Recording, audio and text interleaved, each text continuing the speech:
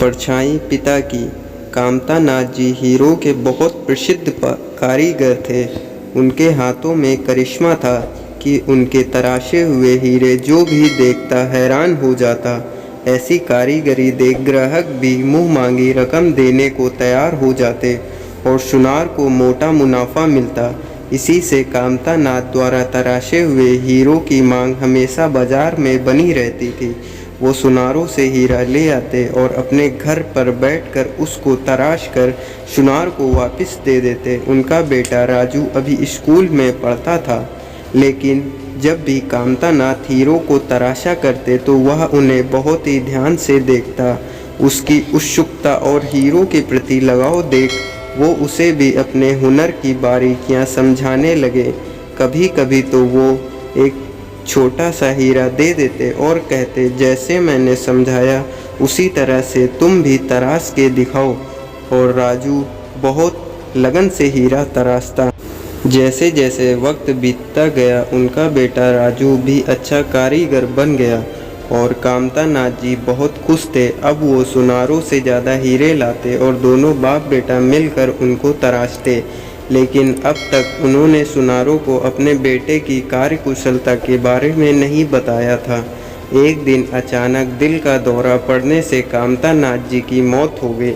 बेटा गम में डूब गया। उसे पिता की मौत का सदमा इतना गहरा लगा कि वो हर वक्त दीवार पर टंगी अपने पिता की तस्वीर को ही निहारता रहता। जब से कामता नाथ जी का देहांत हुआ था तब से घर में कमाई का एक भी पैसा नहीं आया था।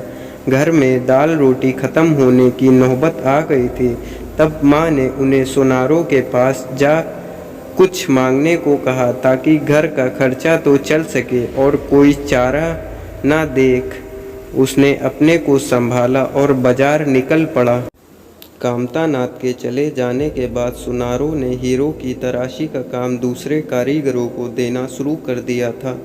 कुछ सुनारों ने तो सीधा यह कहकर टाल दिया कि जब काम होगा बुला लेंगे, और कुछ ने अभी कोई काम नहीं है कहकर उसे चलता किया।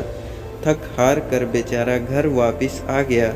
घर के हालात अच्छे ना होने की वजह से उसने कहीं नौकरी करने की भी सोची, लेकिन फिर ये सोच कि उसे तो हीरो के अलावा कुछ आता ही नहीं, वो मायूस हो गया। कुछ दिन बीते ही थे कि एक दिन एक आदमी उनके घर आया। उसे मालूम ही नहीं था कि कामता नाथ का देहांत हो गया था। यह सुन उसे बहुत दुख हुआ और वह जब चलने को हुआ तो राजू ने पूछा, क्या कोई काम था?